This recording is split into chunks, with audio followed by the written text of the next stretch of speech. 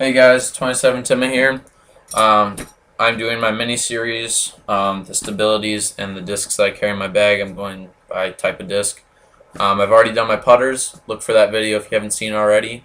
I go through my 3 putters that I have, why I carry them, and what I've played in the past and what I'm hoping to play in the future.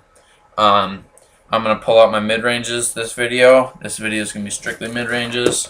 I've got quite a bit of them. It makes up about just under half of my bag. Love mid-ranges. They're probably one of the key shots in my bag. They've got a pretty big range of footage when I throw them, so I'm going to go through them. In my bag, I carry them by stability. The mostly stable, most overstable. So the most overstable would be my dynamic disc suspect. My most understable would be my 147 gram beat up rock. So let's get started with this. I'm gonna move my bag out of the way. Oh, okay. Yeah, I'll show you guys after. I'll start with. I'll go with most understable before I do the overstable. Just because I'll show you, I guess, how I organize it. So this is my 147 gram rock. If you guys don't recognize it, it is my first ace disc. Got that on the bottom of the disc. This guy is super beat up, super old, worn out, 147 grams. You guys might be like, what the heck are you carrying it for? Doesn't the thing just flip over like nobody's business? And if you said that, you are exactly right. This disc, I let go of it at 80%, and it goes. If I throw it on a hyzer like this, I'm a right hand backhand. If I throw it like this, the disc goes shk, like that, and it's almost a roller rock. It's got this classic rock stamp with the old end of a thing, which I kind of like. What I use this disc for is shots from 170 to 200, maybe 220 feet. Very low wind situations or anhyzer situations.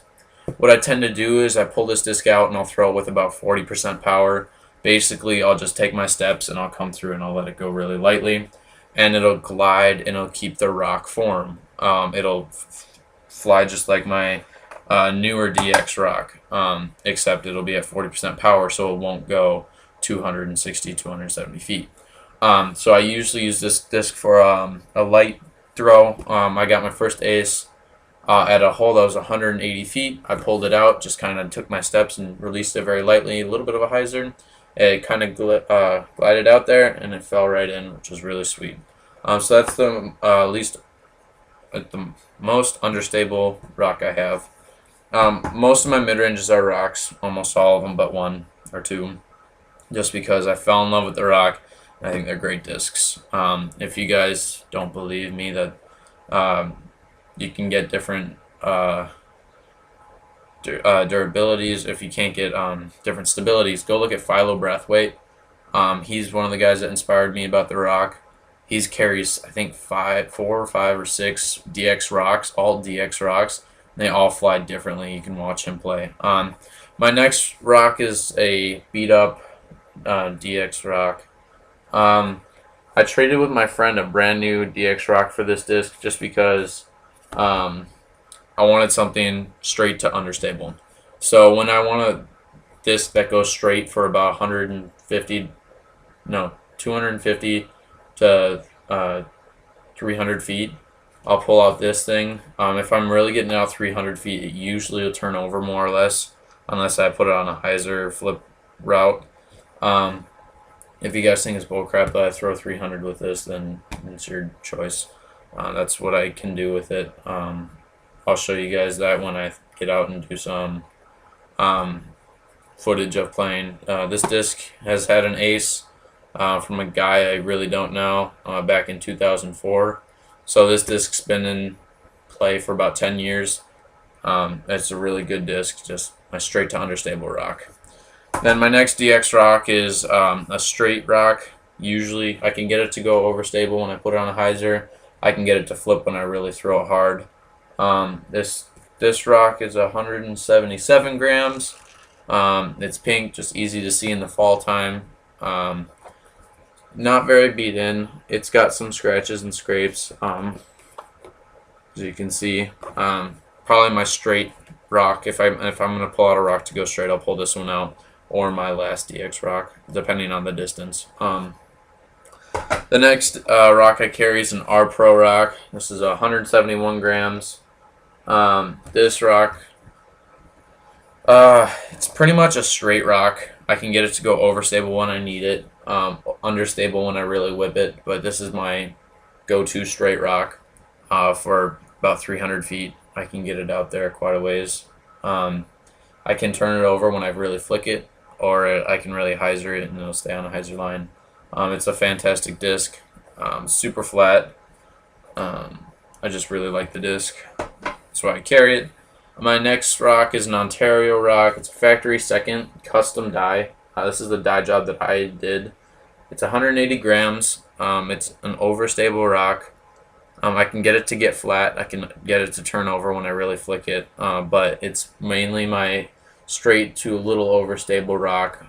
When I really want to bend it around some trees, if I hyzer this disc, it's probably one of my favorite rocks. There's a certain hole I like to play it on, number 13 at Village Disc Golf Park in Sussex, Wisconsin. Just because I can get this thing, I think it's about 280 feet long, and it's a hyzer route the whole way. There's a tree on the left side, trees going around the right side, and if I get it right, this thing just goes perfectly through them and parks it. I've almost aced with it once, but that's all the extent that this disc's for. If I need to forehand a rock, that'll probably be one of my rocks that I'll forehand, just because the Rock 3s have a bigger flight plate, and I think, if I'm right, the rim is a little more flexed out. So then my next disc is a Champion Rock 3. This is my older Rock 3. I've had this for, this is going to be the second year I've had it. It's a Paul McBeth 2012 World Champion disc. So it's his single World Champion. As you can see, it's pretty scratched up. This Champion plastic really holds its shape well. This disc is very overstable, but when I need a Rock 3 to glide and go pretty far, I'll throw this one. I can turn it over a little bit and it'll ride forever. I usually throw it at this hole that's 350 downhill. It's a significantly downhill, maybe 50 feet or so. And I'll throw it, and it's perfect disc, whether it's windy or not. I can get this pin high. So that's a great disc to have. It's 170 grams. Probably one of my favorite discs in my bag. Then I've got my Saukville Open Rock 3. That's a tournament I played in this summer. It's 180 grams. Rock 3, glow in the dark. It's pretty sweet. This thing is the most overstable rock I have. So when it's really windy, I'll pull it out, or if I really need to whip a rock out, I'll throw this one, because I can rarely turn it over, and when I turn it over, it's usually not good. I try not to turn it over because I don't want to get in the habit of turning this over, because it's not my turnover rock. So when I throw this, it'll usually be down that 350-foot hole. When it's really windy, I'll pull this out, maybe a fairway driver sometimes. This is also really good for, like, I guess if I need a short forehand, I can just kind of flick it like that. It's not a real forehanding disc. Or if I just need to scoot something under a tree, maybe skip it a little bit, or kind of a spike hyzer. Then my last mid-range that I keep in my bag currently is my Dynamic Disc Suspect. This is a misprint Suspect, 172 grams. I just got it maybe a week and a half ago, and it's probably my favorite disc in my bag now. It's super overstable, even though it's 172 grams and it's not max weight. This thing holds any line I put on it. I can ante it a little bit, but it'll S-curve out. It'll keep a really overstable flight pattern. I really like it for 200 to 220 foot shots, whereas I just really open up and I put it on a big hyzer route and it just glides in. It's not because I can't throw this thing 280 feet. I choose not to, because I like to keep it overstable and really just use it for those gliding shots, because it's got a great amount of glide. It's a big disc. and it's super overstable, so I really like it for windy shots. If I really need a super windy putter, this is my disc that I pull out because it's super overstable, and it almost acts like a putter when I use it like a putter. It's a little bit thinner than a putter, but I can really get it in the wind. Probably my favorite. This is my favorite disc in my bag. Plus it's pink, so it's a pretty cool color, and it's pretty easy to see through the leaves. Two mid-ranges that I keep out of the bag currently, but they go in periodically depending on the course I play and conditions. I have a KC Glow Rock. This is a Brown Deer Open 2012 Fear of the Deer. 177 grams. This rock is pretty similar to my DX rock, my most overstable DX rock, so it's pretty flat. Sometimes it'll act like the Ontario rock, and I can turn it over a little bit, but I can manipulate it into a hyzer or whatever I really want to do with it, I can do.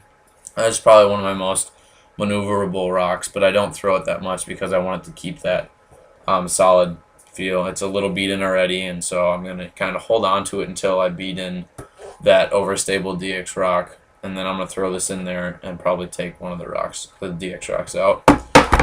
Then the other one is I have this Prodigy M3. If you looked at a video, I think 2 videos or 3 videos ago, I showed you guys this in the dark. This is my glow disc when I want to go play a glow round with some friends. I only carry one LED disc. This is a glow disc. This rock, I've got that Rock 3 is a glow, and then I've got a Valkyrie that's a glow disc. So if I want to go play a glow round, I'll take a flashlight and I'll carry my glow discs and my LED disc. I'll use this one the most often because it's the easiest to see. I'll put it on bright and it'll just stand out like nothing else. So I got that for glow rounds. It's a great mid-range. I'll compare it to the Dynamic Disc Fugitive. It's got a real straight flight. It'll get a little overstable at the end of its flight.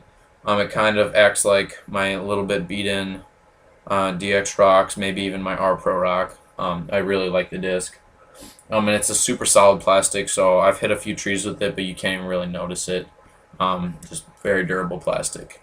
But that's what I got for my mid-ranges, guys. I will not be getting any more mid-ranges for a while.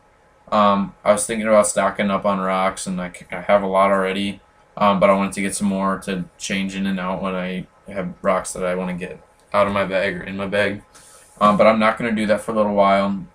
I'm waiting to order at the Innova factory store. They've got some great deals on factory second rocks. I think you can pick up DX rocks for like $6, just super cheap. So that's what I got going for my mid-ranges right now. If you guys have any recommendations for me to try, I really like sticking with the rocks and that Suspect, but I'll be willing to try many other mid-ranges. I really haven't deferred from the rock. I've had one in my bag since I started, pretty much. I started with a Cobra, DX Cobra, and I kind of outgrew that real quick. And I got the rock, and I fell in love with it. I played a Buzz for a little while. I actually have 2 Buzzes for sale right now. One's the 10th anniversary, and the other is a custom dyed. And I also had a titanium Buzz, which I carried. That was a good disc. It was a super straight disc when I threw it. It reminded me a lot of my R Pro rock. I could manipulate it very well. I had a lot of park shots with it during a tournament that I played in. I almost aced like 3 or 4 times with it. That was a good disc. But I'm not a huge Discraft fan, not because I don't like the brand, but I haven't really found the discs that really click in my bag. The only discs really is their putters, and that's what I carry of Discraft. I don't really stick to one brand. I play what I like. That's why I have Prodigy and Dynamic and Innova, and I've got Latitude and Discraft, and that's all I carry right now. So that's what I got for my mid ranges. Look for my fairway drivers. It'll be coming out next. Look at my putter video. It just came out. But guys, thanks for watching, and I'll see you next time.